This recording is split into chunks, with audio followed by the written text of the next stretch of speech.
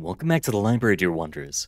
Today we're going to head back to Library Wing 1, the Hidden Nest, over to the first Oak's shelf, where we'll pick up the first book we see. This one was written by Muse Hill. Now without further ado, let's begin. The Heptateuch of Eve, Part 6. In a high room overlooking the Buna Springs, two figures sit quietly, drinking coffee. The thick carpet at their feet flourishes with geometric designs in emerald green and wine red, stylized flowers and leaves framing a central field of intersecting diamonds. They sit on low cushioned benches that span the length of each wall, grateful to rest after their morning walk to the tequila. Centuries before, the place had been built by the Ottomans as a guest house for wandering Sufi mystics, although these days it had become more popular with secular tourists. Occasionally, pilgrims can still be heard reciting sacred chants in the adjoining prayer room, or else sitting about the grounds in silent contemplation. Beyond the tall windows of the room, a summer haze blurs the face of the noonday sun, water vapor from the nearby spring cooling the air. A clear pool of turquoise water reflects the surrounding cliffs, its source a low cave at their base. The glass-like surface of the pool shimmers and splinters into streaks of white as it descends over a broad weir, narrowing into a stream and winding its way towards the town of Blagage. 2 cups of coffee are placed on a pair of small octagonal tables before the figures, each with their own copper tray, decanter, and bowl of cube sugar. Under medallions of white and red lace, burnished traces of wear on the furniture suggests years of useful service.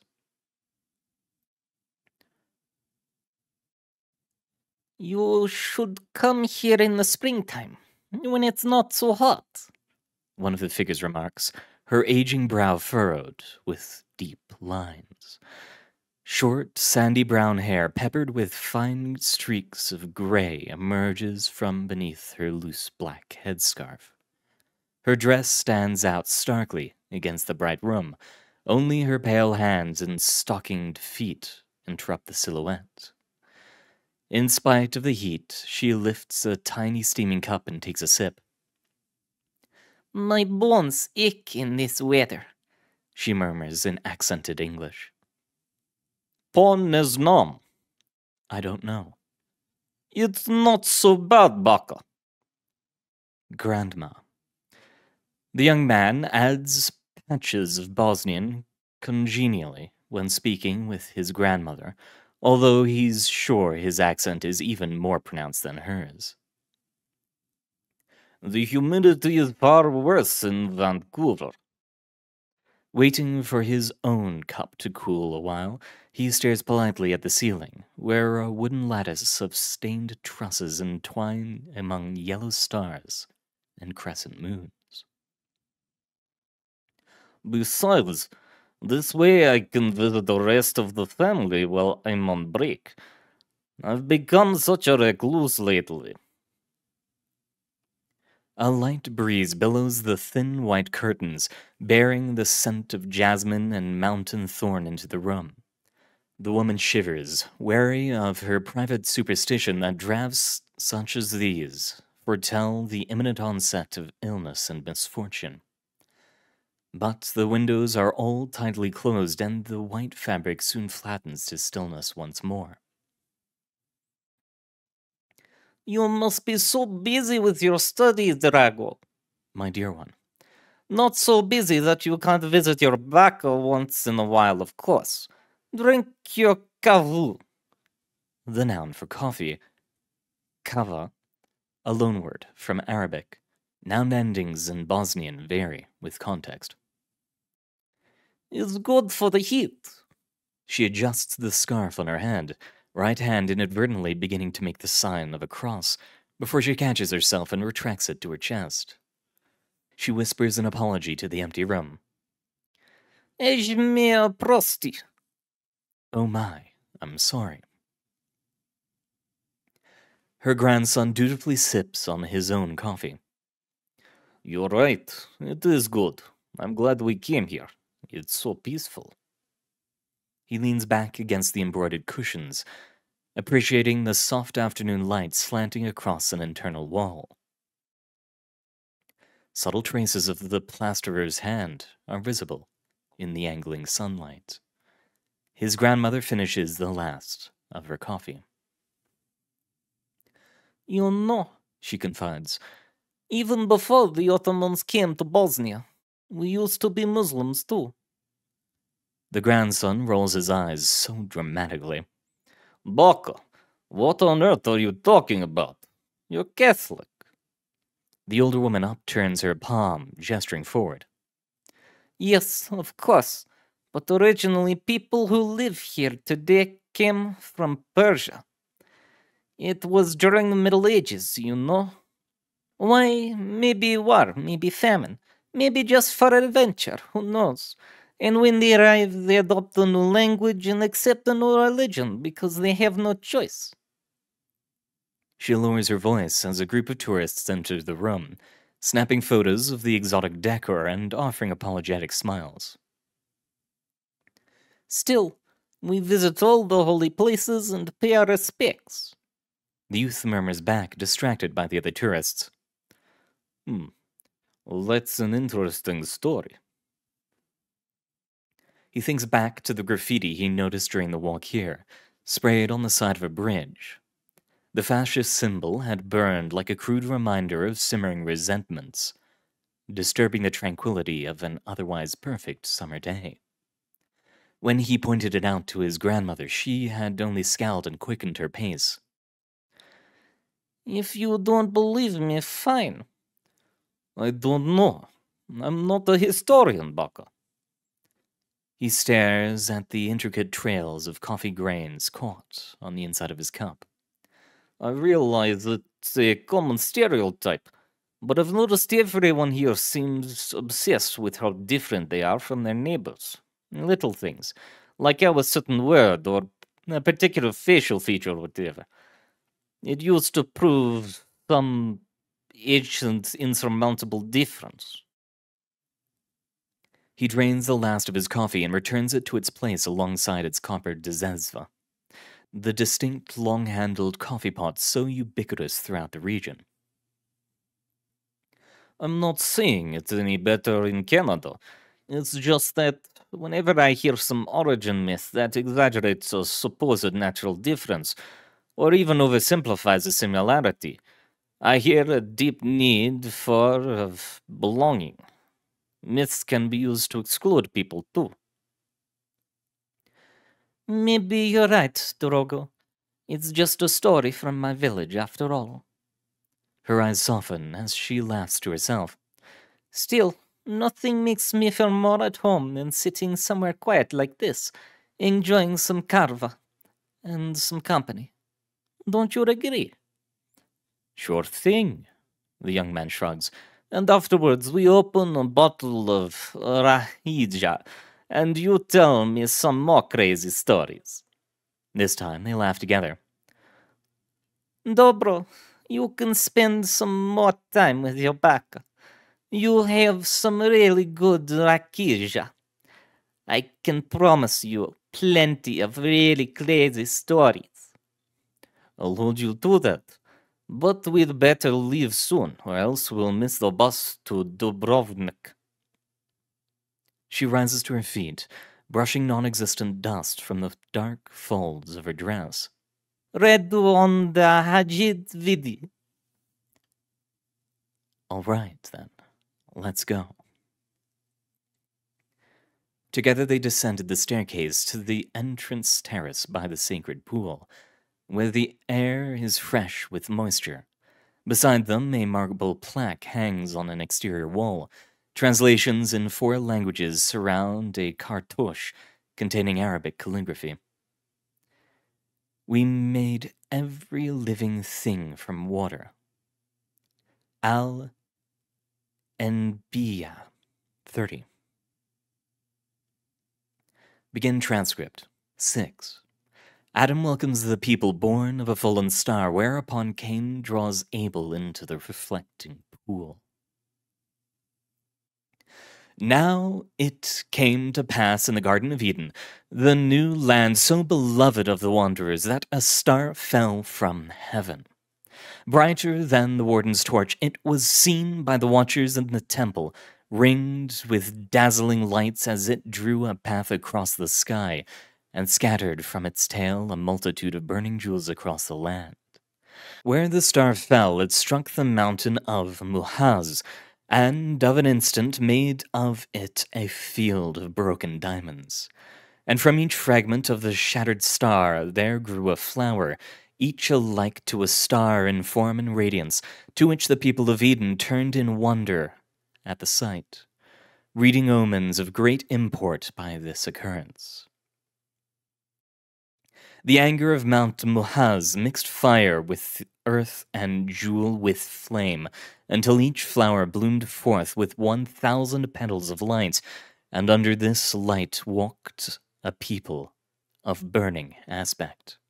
And their brows shone with fire also, and their eyes were as ornaments of topaz. Then Adam, the holy eunuch of the temple, made welcome the people therein, being consecrated by Eve to the protection of its children. So it was that Adam had taught the names of all the beasts, and marked in song the diverseness of the seasons, and was envoy to the stately dance of the heavens. Yet Adam was content without progeny, for that he was so destined in abstinence, not by design, but by the Spirit. And thereby nature had provided Eden with a different kind of progeny in word and song, as Adam was its scribe and singer. And in plaintive tones did Adam sing in welcome to these people, and to peaceful repose did bend the angel's fire. Firstly, he sang of the waters and the darkness that moved upon the waters. And from the meeting of water and earth there came fire, and from fire came the world of life. Then he named the spirits of the air and the plain and their brothers in the sea, night, until all were so appointed their story in Eden. Progeny untold by Bel, sages forgotten since the fragrant empires of north and south alike, records since lost in the smoke of ages were retold by Adam then, and by his singing did the people of light enter Eden. And though they walked among the people there, still they were alike to hungry shades, whereupon Eve did nourish them with the fruits of gold and silver. Lo, did the sisters of Eve bathe their burning limbs in holy water, and cool the flame in their eyes, that they may see the new day. As the morning dew upon the plain they were, as wild herbs growing after the first rain, and innocent as babes in the flush of their struggle, for on earth was made them a span of years in place of the brilliant wheeling of stars, and here too there was death, who greets all at journey's end. Therefore, these people were fledglings in the ways of earth, and still learning to walk in beauty, for there were 42 born of that star. Then from the people of Eden there came wardens at the instruction of Adam, until each great house of Ashu and Eve bore counsel to the people of light. Yea, the wardens took them into their own houses to shelter from the storm in heaven. Yet of all the 40 that did rise upon that morning and walk in the company of Eden, there were 2 who arose upon the field where wild beasts were oft to sport. So it was that one child was nursed by the she-goat, and the other by the lambing ewe.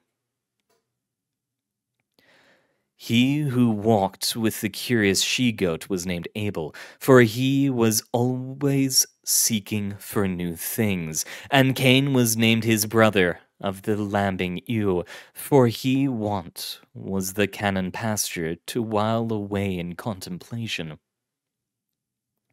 Both were alike in their wild habits, yet differing in no small kind, that Abel to the town did go, and Cain unto the field.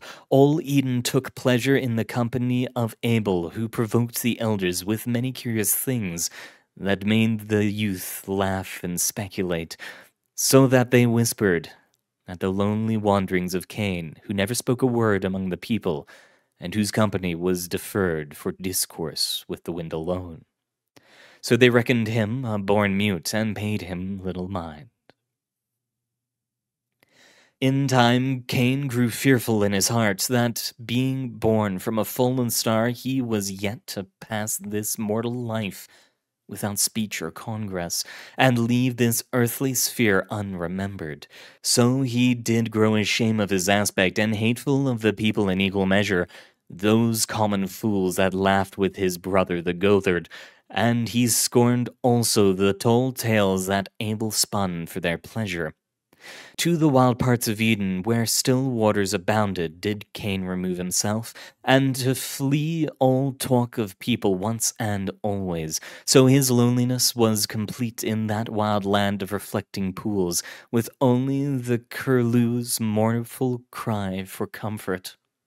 There in the pool did look Cain, and lo, did he exclaim at the face he saw there, for his beard was still but a tuft of down, though he carried the burden of an old man's sorrow, and as yet in his eyes shone the soft lanterns of youth, though as it were he saw them through thick clouds of grief, and from his lips spoke the breath of words as he spoke his own name.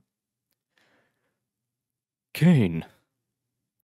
Wherein he shouted for joy at this wonder, calling across the water that would hear him, until far away Abel caught his words on the wind as it blew into town. And though the people of Eden heard only half murmurings from afar, Abel knew at once the source, and was fixed like a roused ibex to the wind, as if by the power of a great enchantment. No more could he truck and gossip with the people, as the voice on the wind did trouble him with its familiarity, and the whole evening did Abel spend in anxious thought. For he missed his brother Cain, and took the wind's counsel as a warning that some misfortune had befallen him. So Abel waited for the dawn until he was determined in his course of action to search for his brother in the wild lands beyond Eden if he could. That day he so departed Eden, heading east unto the land of Bel. For a night and a day and another night thereafter Abel followed the flight of the curlew across numerous mountains whose peaks touched the lower heavens, and were shaded by cloak of everlasting night. Here there was little fare to sustain him, save some wild herbs that grew along the high mountain pass, and below him lay a river that rushed with cold water, and over the sound of the rushing water Abel could still discern the curlew's lamentation. So Abel did follow the course of that river until he reached a darkened valley, and therein he came unto a wider space, where the cold waters flowed down into a reflecting pool. And the voice of Cain echoed there also, alike to a curlew calling in the still waters of the marsh. And Abel cried out in the night, saying, "Where is my brother, that once was a mute lamb, and now makes the wind his servant to summon me?" "I am here, brother, in the shade of the still water. Come under the moon, so that you may see my face." Then Abel walked unto the water's edge, and was dazzled by the moonlight therein. Whereupon he slipped and fell beneath the water, and there his brow fell hard upon a sharp stone below the waters, so that darkness engulfed him. And though Cain dived down after him, and desperately sought his brother in the darkness and the deep, he could not find him. Nay, only the hem of his garment could he regain. So Cain fled thither in his shame to the lands east of Eden. a fugitive. And there we have it. A story of a past and a story of what could be a present. Thank you very much for coming, dear wanderers. It has been an honor reading for you. Good luck out there, and I hope to see you all next time.